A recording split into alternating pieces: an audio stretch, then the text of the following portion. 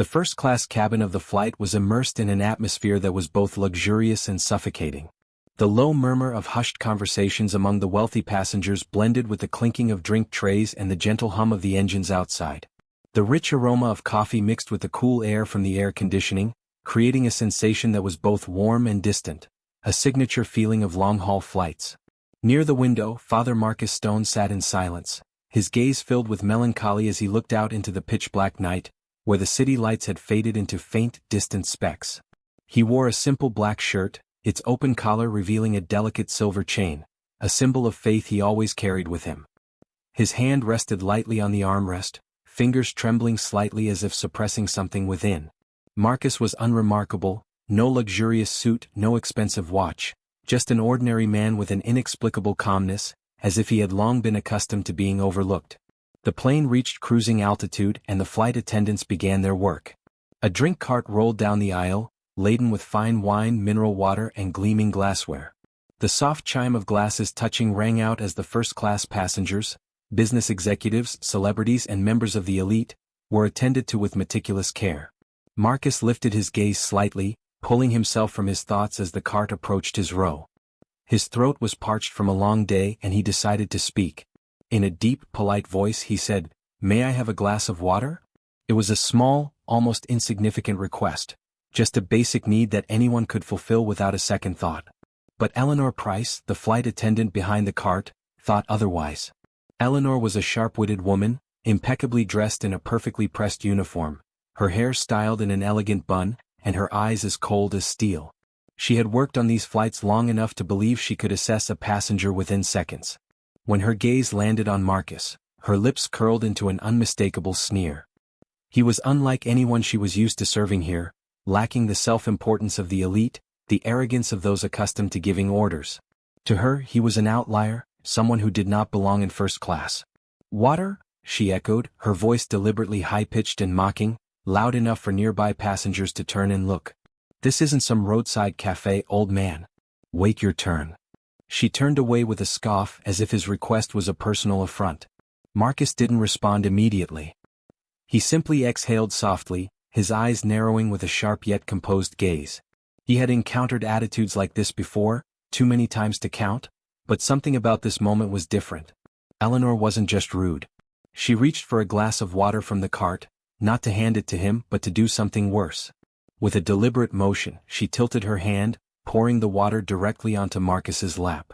The cold liquid soaked through his trousers, spreading into a large damp patch with a few droplets splashing onto his shirt. "Oh, my apologies," she said, feigning regret, though her eyes gleamed with satisfaction. "My hand slipped. Next time, ask for something more fitting for your seat." She laughed, a sharp, cutting sound that echoed through the cabin, before pushing the cart forward, not even bothering to glance back. The water seeped into Marcus's skin, chilling him to the bone, but he didn't move. He simply sat there, his hand tightening around the armrest, his breathing slowing as he reined in his emotions. Around him, a few passengers who had witnessed the scene looked uneasy. Clara Hensley, a middle-aged woman with an expensive silk scarf, frowned slightly but quickly turned away, pretending she had seen nothing. Behind her, Sophie Carter, a younger flight attendant, stood frozen near her own cart.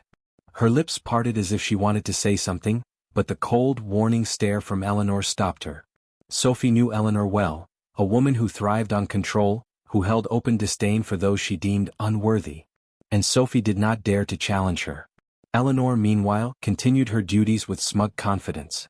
She poured wine for a businessman in a tailored suit, chatted sweetly with a woman adorned in glittering jewelry, as if what she had just done was nothing more than a harmless joke. She had no idea that the glass of water she spilled on Marcus was more than just an insult. It was the spark that would ignite a storm beyond her control. She had no idea his name was Marcus Stone. She had no idea he was the brother of Vincent Stone, the CEO of this very airline. And she certainly did not expect that her arrogance would bring the world she had built crashing down in mere hours. Marcus remained still, the water dripping from his trousers onto the floor. He pulled out his phone, his fingers gliding swiftly across the screen, typing a brief message. "She just poured water on me. Wait until I land." He hit send, then placed the phone down, closing his eyes. There was nothing more he needed to do at this moment. Eleanor's own arrogance had already sealed her fate. The first-class cabin was now eerily quiet, though the murmured conversations of passengers continued as if nothing had happened. But near the window where Father Marcus Stone sat, the space seemed to shrink, suffocated by his silence. The water Eleanor Price had deliberately spilled on him had soaked through his clothing, leaving a chilling dampness on his lap, with a few stray droplets glistening on the floor. Marcus did not wipe it away. He did not reach for a napkin, nor did he rise to react. Instead, he remained still, his hands clasped together in his lap, his gaze fixed straight ahead. His calmness was not submission, it was something deeper, something colder. As if he had long since moved past anger, and all that remained was a quiet understanding of what was to come. Eleanor, on the other hand, was at the peak of her arrogance. After leaving Marcus's row, she continued down the aisle with an air of superiority, her cart rolling behind her like a small symbol of power in this cabin. Her lips curled into a smirk, her eyes gleaming with triumph as she poured a glass of red wine for a suited man in the row ahead. "Premium wine for premium people," she said, her voice honeyed, punctuated by a sly wink. The man chuckled, raising his glass as if the flattery was well-deserved. Eleanor turned to the next passenger, a middle-aged woman adorned with sparkling diamond earrings, and leaned in slightly, her voice soft. "Fresh lemonade or champagne for the lady? I know you appreciate the finer things." She tilted her head, her neatly pinned-up hair swaying slightly, as if performing a flawless act of devoted service. But then, as her gaze inadvertently drifted past Marcus, still sitting silently, his clothes soaked, the smile on her lips flickered for just a second before curling into a sneer. "Look at that posture," she muttered, loud enough for a few nearby passengers to hear. "Sitting in first class like some beggar waiting for charity." A sharp, humorless laugh escaped her, slicing through the quiet.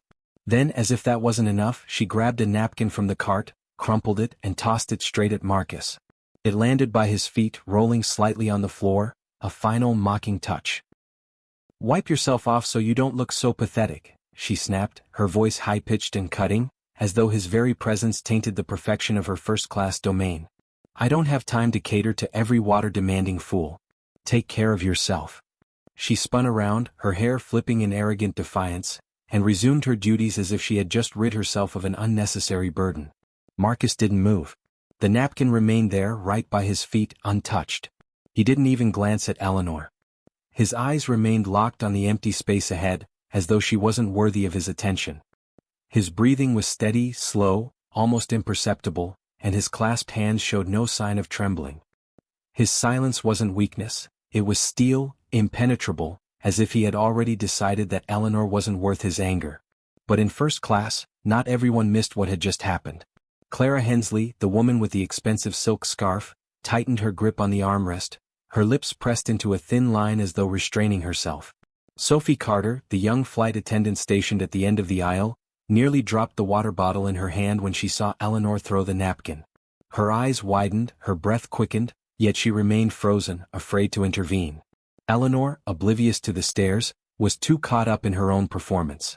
When another passenger, a middle-aged man with a striking red tie, raised his hand for more wine, she turned with a radiant smile. "Of course, sir. Someone like you should be served immediately." She poured the wine with practiced elegance, then bowed slightly, her voice syrupy sweet. But as she straightened, her eyes flicked back toward Marcus, and the disdain within her reignited. "And that man over there," she said loudly, gesturing toward Marcus without even turning her head, "probably belongs on a bus rather than first class. What a waste of a seat." Her words shot through the air like bullets, and this time a few passengers let out hesitant chuckles, awkward, unsure. Eleanor shrugged as if she had just told a successful joke and kept pushing her cart forward, her heels clicking against the floor like the rhythm of a victory march. Marcus still didn't react. He didn't look at her, didn't respond, didn't even furrow his brow. Only one subtle movement, his hand leaving his lap, reaching for the phone on the tray in front of him. He unlocked the screen, the soft blue glow illuminating his face, highlighting his expression, calm, unnervingly so. His fingers moved swiftly, typing a short message. "She threw a napkin at me and humiliated me in front of the whole cabin. Still fine. See you when we land." He hit send, locked the screen, and set the phone down with a nearly silent tap. A small gesture, yet it carried an inexplicable weight, as if he had just signed off on something Eleanor couldn't even begin to anticipate. He leaned back, closed his eyes, and remained still, waiting for the inevitable. Meanwhile, Eleanor didn't stop. She felt like she was in control, like this first-class cabin was her stage. When another passenger, a young woman with a designer handbag, requested a glass of water, Eleanor let out a laugh. Water? Not the kind meant for someone like that old man, I hope? She tilted her head toward Marcus, her voice dripping with mockery. You're different, of course, I know that. Let me get you the finest water. She opened a bottle of imported mineral water, poured it slowly with exaggerated precision, then handed the glass over with an overly dramatic bow. But when she looked up again, her gaze landed back on Marcus, and her loathing flared up like fire. I really don't understand how people like him get up here, she scoffed, this time making no effort to lower her voice. Probably bought the wrong ticket or leeching off someone else. What an eyesore. She flicked her hand dismissively as if trying to erase his presence from her sight, then turned back to another passenger, her saccharine voice instantly returning as if nothing had happened. The tension in first class was now undeniable. Clara Hensley no longer feigned indifference. She turned toward Marcus, her expression a mix of unease and quiet anger. She whispered something to the person beside her, her voice low but clear. She's gone too far. Sophie Carter, standing at the end of the aisle, gripped the handle of the service cart so tightly that her nails dug into her palm. She wanted to step forward to say something, but every time she considered it, Eleanor's sharp gaze kept her frozen in place. Sophie knew too well. Eleanor wasn't just a senior flight attendant, she was someone who refused to be challenged. But this time, Sophie felt a chill run down her spine. There was something unsettling about Marcus's silence, not out of fear but something else entirely. A foreboding sense that Eleanor had just dug her own grave. Eleanor, however, remained oblivious. She was too engrossed in her own little world, where she was the queen, where every passenger owed her gratitude, except Marcus. She stepped toward another passenger, an elderly man with silver hair, and leaned in with exaggerated politeness. What would you like, sir? Wine or juice? I'll bring you only the best. She smiled, but as the man nodded slightly, her eyes flicked toward Marcus once more, and her tone abruptly sharpened. Unlike him, just sitting there like a drenched log. What a disgrace to first class. She laughed again, her voice ringing through the cabin, harsh, pointed, cruel. Then she straightened, planted her hands on her hips, and looked straight at Marcus with open challenge. Well, why don't you say something? Are you mute now? Just sitting there like a statue? She tilted her head, waiting, craving a reaction, some anger, some retaliation, anything to prove that she had won. But Marcus gave her no excuse. He opened his eyes, slowly turned his head, and for the first time since the incident began, his gaze met hers. It was not an angry look, nor one of hurt. It was a deep, cold look, as if he were staring through her, beyond her arrogance and insults, into the empty hollow of her soul. He said nothing. Only a slight nod, almost unnoticeable, before he turned away and closed his eyes once more. That small gesture, however, felt like an invisible knife slicing through Eleanor's confidence. She stood there, hands still on her hips, her mouth slightly ajar, but unable to find any words to continue. For the first time, the contemptuous smile on her face faltered, if only for a moment. The first-class cabin sank into an odd silence. Eleanor's laughter had ceased and no one dared to speak. Clara Hensley lowered her head, her fingers fidgeting with a silk scarf as if to conceal her embarrassment on behalf of the flight attendant. Sophie Carter took a deep breath, her eyes fixed on Marcus, sensing that this man was not just enduring, he was waiting. And Eleanor, though she wouldn't admit it, began to feel a chill creeping into her heart. She turned away, resuming her work, but her steps were no longer as steady as before. Her voice, when serving the next passenger, wavered slightly, though she tried to hide it. She didn't know that every insult, every act of disdain, was being recorded, not on paper, but in Marcus's mind, and in the message he had sent to Vincent Stone, who was waiting for her at the destination. Marcus didn't need to say anything. His calmness was a silent judgment. He knew Eleanor would not stop, she was too blinded by her arrogance to recognize her mistake. But he also knew something she didn't. This flight was not just a journey from point A to point B. For Eleanor, it was the beginning of her downfall. He sat there, the water still soaking through his clothes, but his face was calm without a ripple. He didn't need to retaliate, not now. Time and Vincent would do that for him. And when the plane landed, Eleanor would face a truth she could not escape. Her contempt was not just a mistake, it was a disaster she had brought upon herself. Eleanor did not realize it. She turned back to the other passengers, her sweet voice returning as if nothing had happened. "More wine, sir?" she asked the man in the sweater, her smile radiant. But when she glanced at Marcus, the contempt flared up again. Look at him, she said loudly, pointing at him. Sitting there like a statue, drenched from head to toe. He's probably never seen first class in his life, has he? She walked down the aisle, waving her hand as if shooing away an animal. Go sit somewhere else, don't dirty our seats. Her words were like a hail of bullets, and this time, a few passengers couldn't help but turn away, their faces flushed with embarrassment on behalf of her. But Eleanor didn't care. She felt at the height of power, like the first-class cabin was her kingdom, and Marcus was just an outsider unworthy of existing in it. Then something unexpected happened. Marcus's phone, placed on the tray in front of him, vibrated with a short buzz. He bent down, water still dripping from his hair onto the screen, and opened the message. The text appeared briefly. I know. Don't do anything. I'll handle it when we land. It was from Vincent Stone, his brother, the CEO of the airline. Marcus read it, then nodded slightly, a gesture barely noticeable, and locked the screen, placing the phone down. He reclined, closed his eyes once more as if everything had already been decided. His calmness was no longer just patience. It was something far more frightening, an absolute control, as if he had seen the end of this drama long ago and was merely waiting for the curtain to fall. Eleanor, however, did not stop. She turned to Sophie, who was standing motionless at the end of the aisle, and snapped, "What are you doing, standing there like a piece of wood? Go get a cloth to clean the floor. I don't want his wet smell to taint the cabin."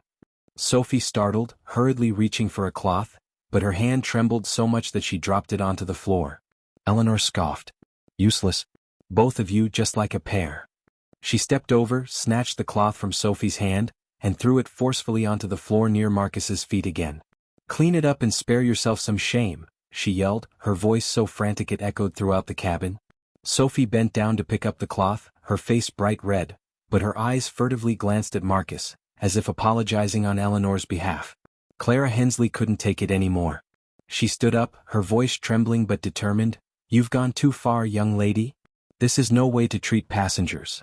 Eleanor turned back, her eyes flashing with anger. "What do you want? To protect someone who doesn't know who he is? Sit down and mind your own business."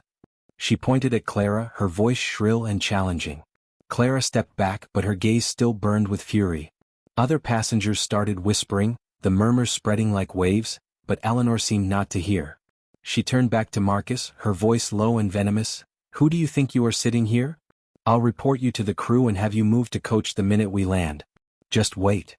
She turned away, walking triumphantly toward the galley, unaware that each word she spoke was digging her own grave.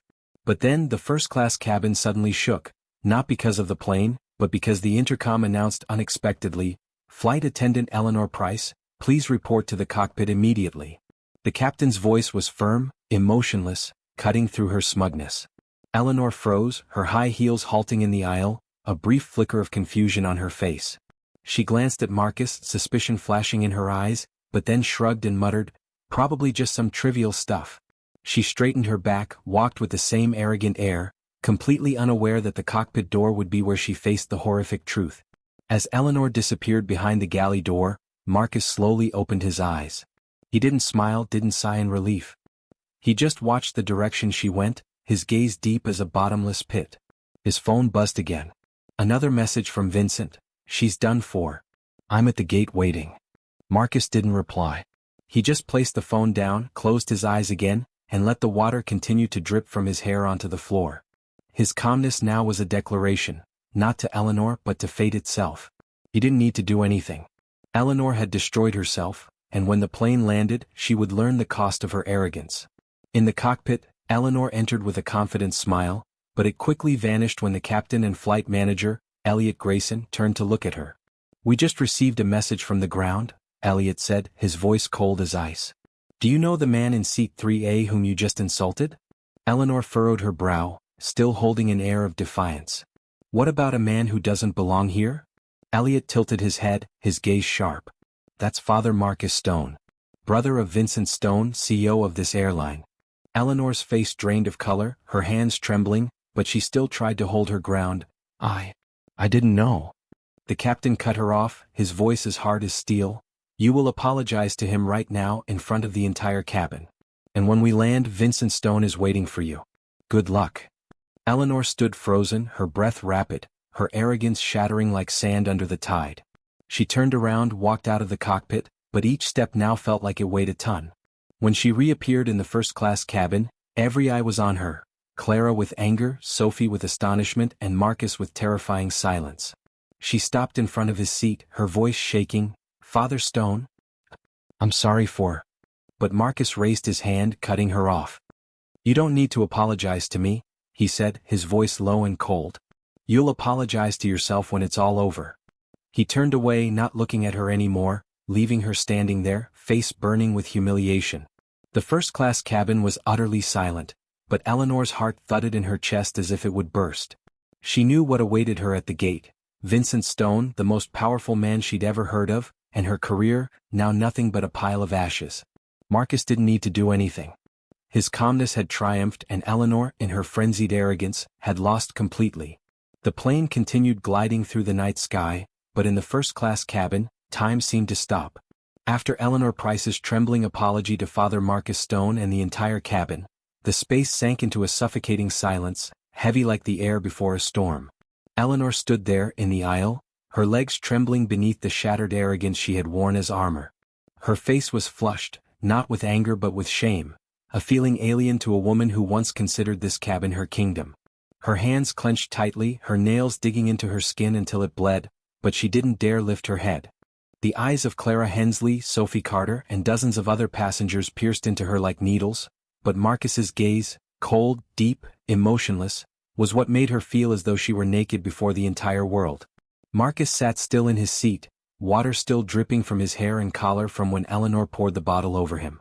He didn't look at her anymore, didn't respond to her forced apology. His eyes were fixed on the window, where the clouds passed in the darkness, as if everything that had just happened wasn't worth his attention. But his silence wasn't forgiveness, it was a quiet judgment, a declaration that Eleanor no longer deserved his notice. He subtly adjusted his posture, his hands resting on his thighs, and his breathing remained steady and calm, making the people around him shudder. That calmness wasn't just strength, it was an invisible weapon, sharper than any scolding Eleanor had ever received. The airplane continued to glide through the night sky, the hum of the engines like an unbroken heartbeat, but in the first-class cabin, the space had turned into an invisible battleground. A heavy silence enveloped each seat, each furtive glance, as if everyone could sense a storm silently brewing. In the row near the window, Marcus Stone remained still, his clothes soaked from the water Eleanor Price had intentionally spilled on him, the napkin she threw still lying at his feet like a reminder of the public humiliation. But Marcus didn't bend down to pick it up, nor did he wipe the water from the armrest. He sat there, his hands tightly clasped on his thighs, eyes half closed, breathing steady, like a person meditating between life and death. His calmness was no longer patience. It was something far more terrifying, an absolute control, as if he had seen the end of this play long ago and was merely waiting for the curtain to fall. Eleanor, on the other hand, was lost in the flame of her own arrogance. She moved through the aisle like a queen, the click of her high heels echoing like a victory drum, the drink cart rolling behind her like a loyal entourage. After humiliating Marcus in front of the entire cabin, she seemed to have no sense of stopping. When a passenger, a middle-aged man in an expensive cashmere sweater, raised his hand for a glass of water, she turned to him with a radiant smile. "Water right here, sir. The finest kind for those who know how to appreciate it." She poured the water from an imported glass bottle, her movements slow and ceremonial as if performing a ritual. But when her eyes drifted to Marcus, her smile turned into a sneer full of malice. "Unlike that one," she said loudly, her voice high-pitched and bitter, "just sitting there like a wet dog waiting for charity. I can't understand why they let someone like him up here." She flung her hand toward him as if trying to erase his presence from her perfect space, then laughed, a sharp laugh that echoed through the cabin like the sound of breaking glass. But this time she didn't stop at words. As if provoked by Marcus's silence, Eleanor stepped right up to him, her eyes flashing with pure disdain. She stopped right in front of his row, hands on her hips, leaning in close enough for her breath to touch his face. "Why don't you say something?" she spat, each word like a knife. "Are you dumb? Or too uncouth to know how to speak in a place like this?" She tilted her head, her hair in a high bun shaking with arrogance, then reached for a bottle of water from the cart. "Let me help you wake up." To the astonishment of those around her, she twisted off the cap, held it high, and poured it straight over Marcus's head. Cold water poured down from the top of his head, soaking through his hair, dripping down his collar onto the floor. "There. Now you have some water," she shouted, her voice a mix of frenzy and satisfaction. "Thank me, you useless idiot."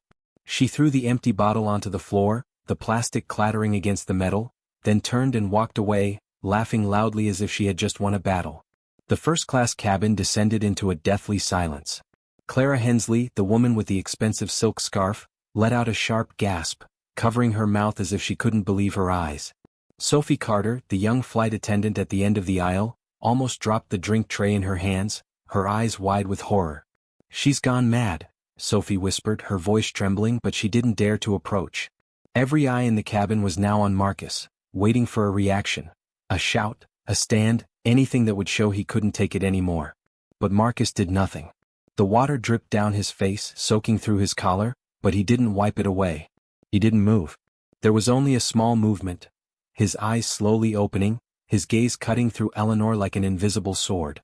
It wasn't a look of anger, but of coldness so chilling that it was as if he was staring at someone who had already doomed themselves without realizing it. Eleanor staggered back, her high heels wobbling on the floor, as if each step was an effort to keep herself from completely collapsing. She turned toward the galley where Sophie Carter stood, her eyes full of shock and worry. "What are you staring at?" Eleanor snapped, but her voice was weak, no longer carrying the authority she once had that made the entire cabin hold its breath. Sophie didn't respond, only lowered her head, her hands gripping the tray as if trying to hold something back. Eleanor stormed into the galley, slammed the door shut, and leaned against the wall, her breathing heavy like an animal cornered. She brought her hands to her face, her nails scratching her skin, leaving faint red streaks. "I'm not wrong," she mumbled, her voice trembling. "He doesn't belong here. He deserved it." But even she didn't believe her own words anymore. The truth that the captain and Elliot Grayson revealed in the cockpit, that Marcus was Vincent Stone's brother, the CEO of the airline, had struck a fatal blow to her pride, and now it was bleeding uncontrollably. In the galley, the intercom rang out again, cutting through Eleanor's chaotic thoughts. "Flight attendant Price, prepare the passengers for landing. We will be at the gate in 20 minutes. The captain's voice was cold as ice, emotionless, but to Eleanor, it was like a death bell. She took a deep breath, trying to regain her professional appearance, but her hands shook so much she could barely hold the tray. Vincent Stone was waiting for her at the gate. The captain's final words echoed in her head like a curse. She opened the galley door, walked out with a stiff expression, and began checking passengers' seat belts, but every gaze she met felt like a blow. Clara Hensley looked at her with undisguised contempt, muttering loud enough for her to hear, "You should have been fired from the start." A man with a red tie turned away without responding when she asked if he needed anything. The respect she once received had vanished, replaced by coldness and distance. When she reached Marcus's seat, she stopped, not daring to look him in the eye. "Is your seatbelt secure, sir?" she whispered, her voice barely audible. Marcus didn't answer immediately. He slowly turned his head, his eyes meeting hers once again, not with anger but with cold indifference, as if she were a ghost not worth his attention. "I can handle it," he said, his voice deep and firm, then turned away, not giving her a chance to say anything further. Eleanor felt a chill run down her spine, as if those words had sealed her fate. She stepped back, nearly stumbling, and hurried back to the galley, tears welling up, but she bit her lip to hold them in. She couldn't cry, not in front of them, not in front of him. The plane began to descend, the sound of the wheels touching the ground with a gentle jolt, and the first-class cabin buzzed with the noise of passengers unbuckling their seat belts and retrieving their luggage. But Eleanor stood still in the galley, her hands gripping the edge of the counter, her eyes fixed on the door leading to the jet bridge. Vincent Stone was out there, she knew that, and with every passing second she was getting closer to the moment when she would have to face him. Sophie entered, her voice hesitant. Are you okay?" Eleanor turned around, her eyes flashing with desperation mixed with anger. "Okay? You think I'm okay after being forced to apologize to that guy in front of the whole cabin?" she screamed, her voice cracking. "He's nothing, Sophie. He doesn't deserve me to bow down to him." Sophie stepped back, but her gaze was no longer filled with fear, it now carried disappointment. "Don't you see, Eleanor? You did this to yourself." Eleanor opened her mouth to respond, but the galley door swung open and a cold voice rang out, "Price, come out here. Now." It was Elliot Grayson, the flight manager. Eleanor froze, but she had no choice. She walked out, her legs heavy as lead, and when the plane door opened, she saw Vincent Stone standing at the head of the jet bridge. He was tall, dressed in a simple black suit, but exuded an undeniable aura of power. His sharp eyes and emotionless face made the air around him feel thick and suffocating. Passengers began to leave the plane, but when they passed by Vincent, many of them paused, whispering to each other, "That's Vincent Stone. Did he come here himself?" Clara Hensley glanced at Eleanor as she walked by, muttering, "You're done for, girl." Vincent didn't say anything as Eleanor approached. He merely gestured with a nod, leading her into a VIP waiting room near the gate. The door clicked shut behind them with a sharp sound, and in that moment, Eleanor felt like she was trapped in an invisible cage. Vincent stood facing her, his hands in his pockets, his gaze boring into her as if trying to peel away every last bit of her remaining arrogance. "You know who I am," he said, his voice deep and solid like stone. It wasn't a question, it was a statement. Eleanor nodded, her lips trembling. "Yes, Mr. Stone." Vincent tilted his head, his gaze darkening. "And you know who the man you just insulted is?" Eleanor swallowed hard, not daring to respond, but Vincent didn't wait for her answer. He stepped closer, his voice lowering but as sharp as a knife. "You poured water on my brother's head. You threw a towel at him. You called him useless, in front of dozens of people. And you think you can walk out of here as if nothing happened?" Eleanor felt her legs go weak, but she still tried to hold her ground. I didn't know who he was, sir. I just thought." Vincent raised his hand, cutting her off immediately. "You didn't think," he said, his voice so cold it made her shiver. "You judged. You looked at my brother, a priest, a man who spent his life helping others, and decided he didn't deserve a glass of water. Who do you think you are, Price?" Eleanor opened her mouth, but no sound came out. Vincent stepped closer, his breath in the air between them. "You know, I heard everything you said through Marcus's messages. He didn't want to make a big deal out of it. But I'm not like him." He stopped, his eyes locked on hers. "You've insulted not only my brother but my entire family, this airline, and the values we've built." Eleanor stepped back, her back against the wall, her voice trembling. "I'm sorry. I'll do anything to make it right." Vincent scoffed, a laugh that held no joy. "Make it right? You think an apology can erase what you've done? You've turned my brother into a joke in front of everyone, and now you stand here trembling like a victim?" He turned away, walked to the window looking out at the runway, then turned back, his voice dropping to a deadly whisper. "You're done, Price. Right now you're suspended indefinitely without pay. But that's not all. I'll personally bring this to the board, and when they review it, with all the testimonies from passengers and crew, you'll never set foot on another one of our flights." Eleanor collapsed into a chair, tears streaming down her face, but Vincent didn't stop. "And there's one more thing," he said, his voice as sharp as a blade. "You'll write a detailed report of everything you did today, every word you said, every action you took. No lies, no omissions. If I find one detail that's not true, I'll make sure no airline in this industry hires you." He walked to the door, grabbed the handle, then turned back one last time. "You have 24 hours. Don't disappoint me further." The door opened and Vincent stepped out, leaving Eleanor alone in the empty room, her heart pounding as if it would burst from her chest. At the same time, Marcus stepped out of the plane, his shirt still damp, but his demeanor was unshaken. He walked past the VIP lounge, his eyes briefly meeting Eleanor's through the glass. She sat there, hands clutching her face, her shoulders trembling, but he didn't stop. He walked toward Vincent, who was waiting at the gate, and the two brothers exchanged a brief yet meaningful glance. "You didn't need to make such a big deal out of it," Marcus said, his voice low. Vincent smirked. "She did it to you, she did it to me. You're too soft, Marcus." Marcus didn't respond, merely nodding slightly, then walking away, leaving Vincent to watch him with deep respect.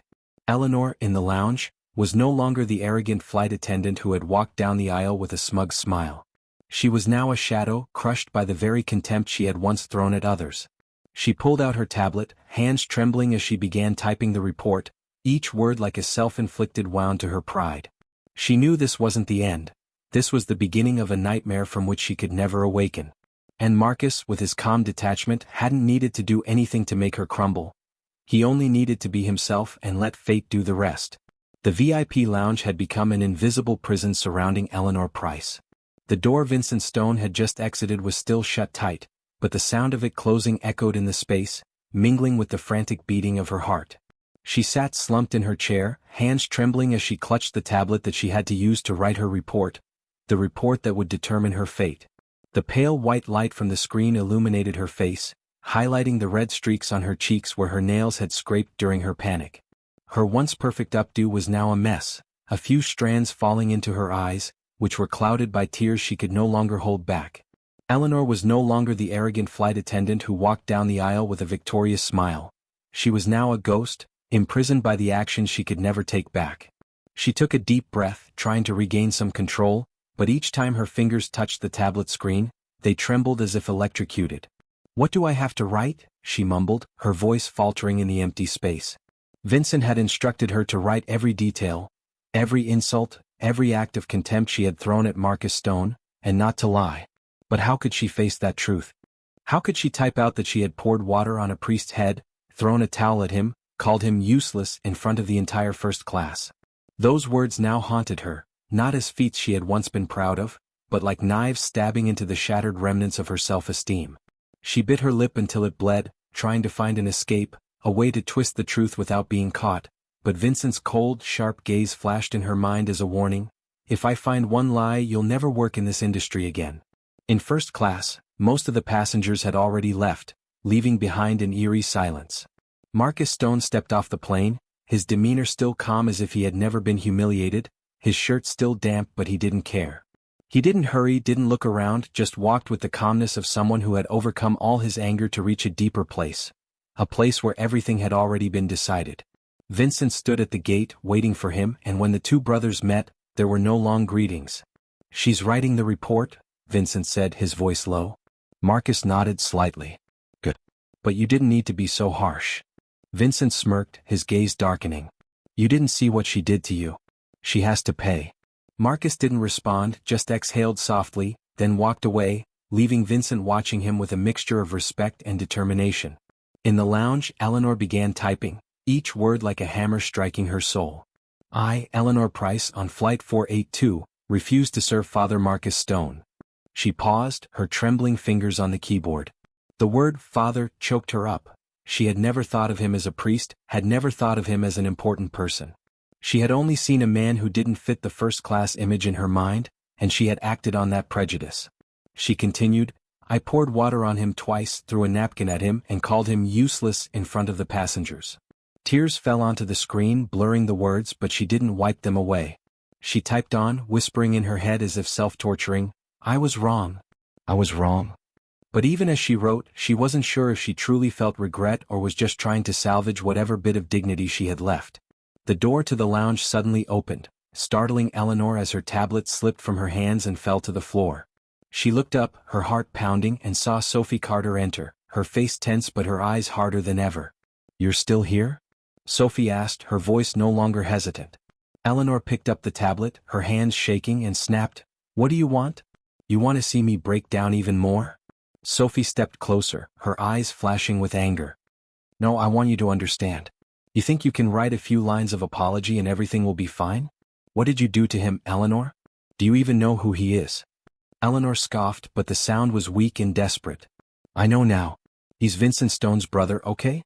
But that doesn't change the fact that he didn't belong in first class." Sophie shook her head, her voice trembling with fury. "He's a priest, Eleanor. A man who has dedicated his life to helping others. And you treated him like garbage. Aren't you ashamed?" Eleanor stood up, her hands clutching the tablet so hard the screen cracked. "Ashamed? You dare say I should be ashamed? I'm the one who kept that cabin perfect, Sophie. I know who belongs and who doesn't." But she couldn't finish the sentence. Sophie stepped forward, pointing at her, her voice sharp as a blade. "You don't know anything. You're blinded by arrogance and now you're paying the price. Vincent Stone isn't just suspending you, he's destroying you. And you deserve it." Eleanor staggered back, her breath quickening, but Sophie didn't stop. "I stayed silent on that flight. I should have stopped you. But I won't be silent anymore. You're done, Eleanor." Sophie turned and walked out, leaving Eleanor standing there, her mind spinning in a whirlwind of chaos.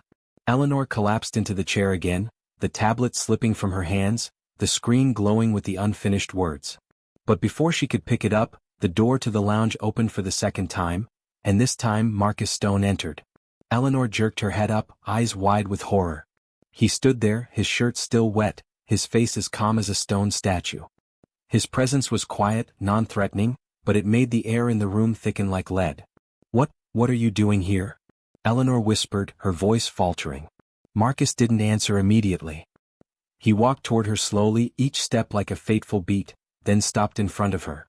He bent down, picked up the tablet from the floor, and placed it on the table with a soft, chilling touch. "You haven't finished writing," he said, his voice deep and clear, without a hint of emotion. Eleanor trembled, her hands clutching her head. I can't. What do you want from me? I've already apologized." Marcus looked at her, his gaze as deep as a dark abyss. "Do you think an apology is enough?" he asked, his voice soft yet sharp as a knife. "You didn't apologize to me, Price. You apologized to save yourself. But that doesn't change what you've done." Eleanor burst into tears, her tears falling in streams, but Marcus remained unshaken. He sat down in the chair opposite her, his hands interlaced, and continued, "I've seen people like you all my life. They look at me, they judge me, they think they know who I am. But you're different from them. You didn't just judge, you acted. You made a fool of me because you thought I wasn't worthy." Eleanor buried her face in her hands, her voice choked. I didn't know who you were." Marcus tilted his head, his eyes never leaving her. "So, if I wasn't Vincent's brother, you wouldn't feel guilty? If I were just an ordinary person, would you have kept mocking and walking away?" His words struck like a hammer, and Eleanor couldn't respond. She knew he was right. She didn't feel guilty for hurting him. She felt guilty for the consequences it brought. Marcus stood up, his voice lowering. "You have a chance to face yourself, Price. Not with Vincent, not with the board, with yourself. Don't waste it." He turned and walked out of the room, leaving Eleanor with the tablet and the truth she couldn't escape. She sat there, her mind empty, when a knock on the door echoed. This time it was Elliot Grayson. "Your time's almost up," he said, his voice cold. "Vincent wants the report in an hour. If you don't submit it, he'll make sure you never get another chance." Eleanor looked at the tablet, her hands trembling as she picked it up and began typing again, each word cutting into her soul. "I was wrong. I let prejudice control me. I don't deserve forgiveness."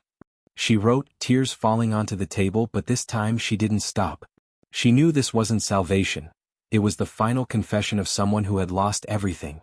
At that moment, Marcus stood outside the gate, watching Vincent talking to a group of employees. He didn't feel triumphant, didn't feel victorious. He only felt a deep sorrow, not for Eleanor but for what she represented. Vincent walked over and patted him on the shoulder. "She won't come back," Vincent said. Marcus nodded. "Good. But don't let her be the last lesson." The two brothers walked away, leaving the airport behind, where Eleanor still sat in the waiting room, facing the ashes of her career and herself. The soft white light from the ceiling in the VIP lounge fell on Eleanor Price's face, highlighting the dried tears and the messy strands of hair hanging over her forehead. The tablet lay on the table in front of her, the screen displaying the completed report, a long confession, detailed down to the second about what she had done to Father Marcus Stone on that fateful flight. She had finished typing it, each word a knife stabbing into the pride that had once been everything to her, and now, all that was left was emptiness. Her hands trembled as she pressed send, the report flying through the digital space to reach Vincent Stone and the board. She leaned back in her chair, her eyes squeezed shut, her breath heavy like someone who had just escaped the Grim Reaper's scythe, but deep down she knew she hadn't escaped. She was only delaying the moment of judgment. The door to the waiting room suddenly opened again, and Elliot Grayson stepped in, his face as cold as a stone statue. "Price," he said, his voice devoid of emotion, "the board wants to see you. Now. Meeting room B in 5 minutes." Eleanor looked up, her heart pounding as if it would break her chest. 5 minutes?" she murmured, her voice faltering. Elliot didn't answer, just turned and walked away, leaving her with the rising panic. She stood up, her legs weak as if they had no strength left, and looked at herself in the nearby mirror. Her uniform, once pristine, was now wrinkled, her hair disheveled, her face gaunt. She was no longer the proud Eleanor Price who once walked down the first-class aisle with a triumphant smile. She was a failure, about to face the trial of her own life. She hurriedly fixed her hair, wiped her face with her sleeve, trying to regain some semblance of professionalism, but every movement was futile. Nothing could hide the destruction within her. She walked out of the waiting room, her heels clicking on the hallway floor with a trembling rhythm, like the ticking of a clock counting down to the moment of fate. The airport corridor was quiet, but she felt hundreds of invisible eyes watching her, judging, mocking. When she reached the door to meeting room B, her hands shook so much she couldn't grip the handle. She took a deep breath, pushed the door open, and immediately the air in the room pressed down on her like a massive stone. Vincent Stone sat at the head of the table, his sharp eyes locking onto her like a hawk watching its prey. Around him sat the board members, 5 men and women with stern faces, each holding a copy of her report. Elliot Grayson stood in the corner of the room, arms crossed, his gaze fixed on her. The silence was so thick she could hear her blood rushing in her ears. Vincent didn't greet her. He just tapped his fingers on the table, each tap, like a hammer blow to her soul. "Sit down, Price," he said, his voice low and cold as ice. Eleanor complied, her legs trembling, making the chair creak as she sat down. She bowed her head, not daring to look anyone in the eye, but Vincent's gaze pierced through her like a drill. "We've read your report," Vincent began, his voice emotionless. "Detailed. Honest. I have to admit that." He paused, tapped his fingers once more, then leaned forward. "But do you know what astonishes me? It's not what you did to my brother, I already knew it from his messages. It's that you dared to write it all down, every insult, every vile act, without trying to twist the truth. You're braver than I thought, Price. But bravery doesn't mean you're innocent." Eleanor looked up, her eyes swollen from crying, but Vincent raised his hand to stop her from speaking. "Don't justify yourself. I don't want to hear it. The board will decide your fate, but before that, I want you to face what you've caused." He gestured, and Elliot stepped forward, placing a laptop on the table. The screen lit up, and a video began playing, footage from the security cameras in the first-class cabin on the flight. Eleanor felt her blood drain from her face as she saw herself on the screen, mocking Marcus, pouring water over his head, throwing tissues and shouting insults. Her mocking laughter echoed through the speakers, sharp and malicious, causing the board members to freeze. When the video ended with her being forced to apologize in front of the whole cabin, Vincent turned off the screen, his gaze darkening. "Do you see that, Price? That's you, not someone else. And now you'll answer for it." A board member, an older woman with silver hair, spoke in a stern voice. "Price, do you have anything to say? You wrote the report, but we want to hear it from you. Why did you do that to Father Stone?" Eleanor trembled, her lips moving but no words came out. She took a deep breath, trying to steady her voice. I didn't know who he was. I thought he didn't belong in first class. I just wanted to keep everything up to standard." Her words were weak, shattering before they ended, and Vincent scoffed, a cold laugh void of any amusement. "Up to standard? You think pouring water over someone's head is up to standard? You think insulting a priest in front of passengers is up to standard?" He stood up, walked closer to her, his voice dropping like a deathly whisper. "You didn't just humiliate my brother, Price. You humiliated yourself and this entire airline industry." The meeting room door suddenly swung open, cutting off Vincent's words, and all eyes turned toward it. Sophie Carter entered, her face tense but her eyes burning with fierce determination. "I apologize for interrupting," she said, her voice trembling but firm, "but I have to speak. I was there on that flight. I saw everything she did to Father Stone and I didn't stop her. I am an accomplice for staying silent. But I will not be silent anymore." She pointed at Eleanor, her voice rising. "She's not just wrong, she knew she was wrong and still did it. She doesn't regret hurting him, she regrets getting caught." Eleanor jumped to her feet, screaming, "Shut up, Sophie. You have no right to judge me." But Vincent raised his hand, signaling for both of them to be quiet. "Enough," he said, his voice sharp as a knife. "Carter, thank you. You may go." Sophie left, but her words exploded in Eleanor's mind like a bomb. She collapsed into the chair, hands covering her face, her breath quickening. Vincent turned back to the board, his voice deep. "I recommend firing Price immediately with no chance of reinstatement. Her actions are unforgivable." Another board member, a man with thick glasses, shook his head. "I agree she is wrong, but firing her immediately is too harsh. Perhaps retraining and a probationary period." Vincent cut him off, his voice cold. "Retraining?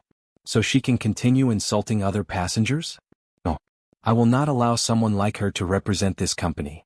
The board began to argue, voices overlapping, but Eleanor could no longer hear anything. Her head was spinning, the world around her seemed to be collapsing.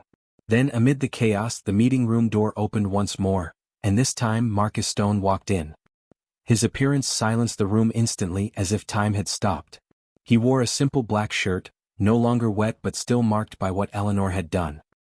He walked forward, his deep eyes fixed on her, and stood calmly in front of the board. Vincent frowned but did not stop him. "Marcus, what are you doing here?" he asked. Marcus did not answer immediately, only looked at Eleanor, his gaze like a mirror reflecting all her wrongdoings. "I'm not here to save her," Marcus said, his voice clear and steady, "nor to punish her further. I'm here so she can understand." He turned to Eleanor, stepped closer to her, and this time she dared not look up. "You think I'm unworthy, Price?" he continued, his voice not angry, but so profound it made her shiver. "But you don't understand that a person's worth isn't in first-class seats or the uniform you wear. You looked at me with blind eyes and you destroyed yourself because of it." Eleanor broke into tears, her voice choked. "I didn't want to. I didn't mean to." But Marcus raised his hand, interrupting her. "You meant to," he said, his voice sharp as a blade. "You chose to hurt me because you thought you had the right. And now you have to live with that choice." He turned to the board, his voice lowering. "I don't care what you decide with her. But if she stays, make sure she never forgets, not me but what she has done." He turned and left the room, leaving Eleanor with her sobs echoing in the silence. Vincent watched his brother leave, then turned back to the board, his voice hard. "You've heard him. I still stand by my recommendation. Fire her." The board was silent for a long moment, then the silver-haired woman spoke. "We will vote. Price, wait outside." Eleanor staggered to her feet, leaving the meeting room, her mind empty. She stood in the hallway, her back against the wall, tears streaming down without end. The board's decision no longer mattered. She knew she had lost everything. When the meeting room door opened for the last time, Elliot stepped forward, his voice cold. "You're fired, Price. Leave immediately." Eleanor didn't respond, only nodded and walked away, her high heels no longer clicking with arrogant rhythm but echoing the sound of failure. She didn't know where she would go, but she knew one thing. Marcus's gaze, his words, would haunt her for the rest of her life. The airport corridor was silent, only the weak sound of Eleanor Price's heels could be heard, no longer carrying the arrogant rhythm she once had. The board's decision, to fire her immediately, still echoed in her mind like a funeral bell, marking the end of the career she had spent her whole life building. She walked on, shoulders slumped, her hands clutching her chest as if trying to hold onto the last bit of warmth left in her cold body. Her uniform was wrinkled, her hair disheveled, and her eyes red and devoid of light. She was no longer the proud flight attendant who once walked through first class with a victorious smile. She was now a failure, pushed into an endless abyss by her own prejudice and arrogance. But as she walked to the exit, an unexpected turn awaited her, a final chance she could never have imagined. Outside, it was dark, and the faint streetlights illuminated her face, highlighting the streaks of dried tears. She stopped, unsure where she would go, perhaps to a small motel on the outskirts, or just wandering aimlessly to escape the reality.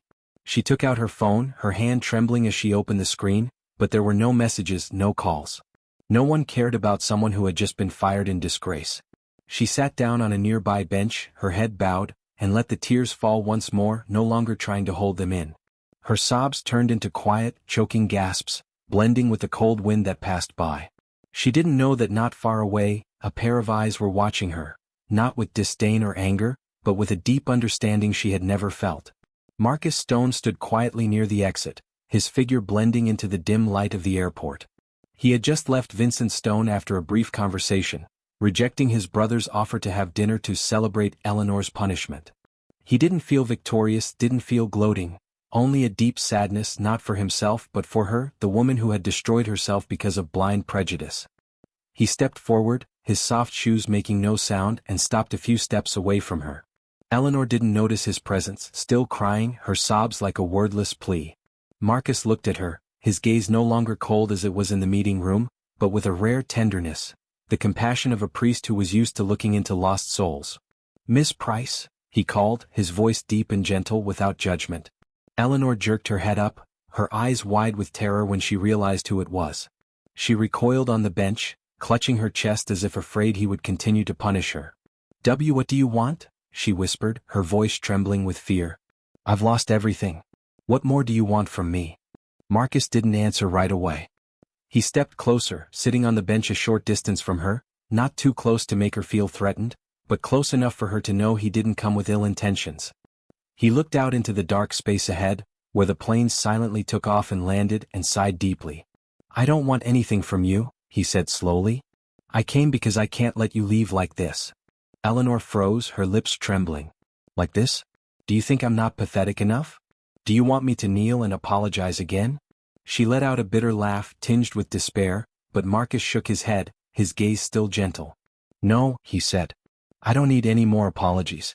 You've said enough, in the plane cabin, in the report, before the board. But you haven't said the most important thing. Eleanor furrowed her brow, confused. What is it? She asked, her voice hoarse. Marcus turned to face her, his eyes as deep as an ocean without a bottom. You haven't forgiven yourself, he said, each word like a needle stabbing her heart. You hate me, you hate Vincent, you hate the world for what happened. But the person you hate most is yourself, and that's what's killing you. Eleanor remained silent, tears flowing again, but this time not from humiliation, but from a feeling she couldn't name. Marcus's words weren't accusations. They were a mirror, forcing her to look at herself, at the truth she had been avoiding. I can't forgive myself, she whispered, her voice choked. What I did to you. I can't go back.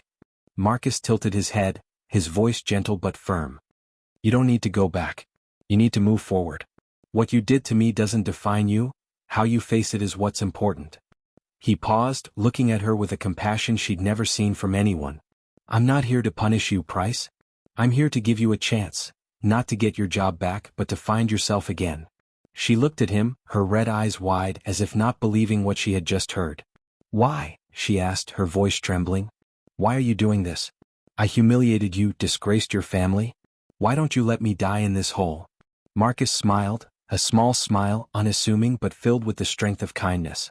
Because I'm a priest, he said. I don't believe in abandoning lost souls. I believe in redemption, not through words but through actions. You were wrong, Price. But you're not the mistake. You can choose differently starting now. Eleanor lowered her head, tears falling onto her hands, but this time they carried not despair, but a faint spark of hope. She didn't know what to say, didn't know how to respond to this unexpected compassion. But before she could speak, another voice came from behind, Vincent Stone. He walked over, his posture stiff and commanding, his eyes darkening when he saw Marcus sitting next to Eleanor. Marcus, he called, his voice low but filled with suspicion. What are you doing here? She doesn't deserve your time. Marcus stood up, turning to face his brother, his gaze unwavering. She deserves a chance, Vincent, he said. Not to come back to your company, but to find the person she once was. Vincent frowned, hands in his pockets, his gaze shifting from Marcus to Eleanor. What did she do to you? Have you forgotten? He asked, his tone cold. Marcus nodded. I haven't forgotten. But I've forgiven. And you should learn to do the same. Vincent was silent, his eyes locked onto Eleanor, who was still sitting there, head bowed, too afraid to look up. After a long moment he exhaled, his voice lowering. I don't forgive. But if you believe she can change, I won't stop you. This is your business, Marcus. He turned and walked away, leaving the two of them in the quiet of the night. Eleanor looked up, her eyes full of confusion. You really forgive me? She asked, her voice soft like a whisper. Marcus sat down again, his voice gentle but sure. Forgiveness isn't forgetting, Price. Forgiveness is giving you the chance to make things right, not with me but with yourself. I don't hold grudges because they only bring pain. But you have to walk this path on your own. I just open the door, you have to be the one to step through. She fell silent, her mind swirling with conflicting emotions, shame, gratitude, fear, hope. She didn't know what she could do to atone, didn't know if she even deserved this unexpected kindness. But then another figure appeared from the distance, Sophie Carter. She walked over, her eyes still a bit angry but also filled with surprise when she saw Marcus sitting next to Eleanor. Father Stone? She called, her voice hesitant. Marcus turned, smiling gently. Carter, he said. You came at the right moment. She needs someone to be with her, and I think you're the right person. Sophie frowned, looking at Eleanor, but Marcus's gaze made her nod. I'll try, she said, her voice uncertain but with a hint of determination. Eleanor looked at Sophie, then at Marcus, and for the first time since everything started, she felt a tiny glimmer of light sneaking through the darkness in her heart. I don't know where to start, she whispered. Marcus stood up, placing a gentle hand on her shoulder, as if offering a wordless comfort. Start by forgiving yourself, he said. Then find a place to begin again. Not on a plane but somewhere you can help others like I've done my whole life. You don't need to be the arrogant flight attendant anymore. You can be someone else, someone better. He walked away, leaving Eleanor and Sophie in the stillness of the night. Sophie sat down beside her, saying nothing, but her presence brought an oddly comforting feeling. Eleanor hugged Sophie's arm, tears falling again, but this time they carried a promise. Not to Marcus, not to Vincent, but to herself. She didn't know what the path ahead would be, but for the first time she wanted to walk it, not to run away but to find herself again. Marcus stood from afar watching the two women on the bench, his gaze gentle yet profound. He didn't feel victorious, he felt hope not just for Eleanor but for all the lost souls he had encountered in his life. He turned, stepping into the darkness, knowing he had done the right thing, not by punishing but by opening a door for redemption.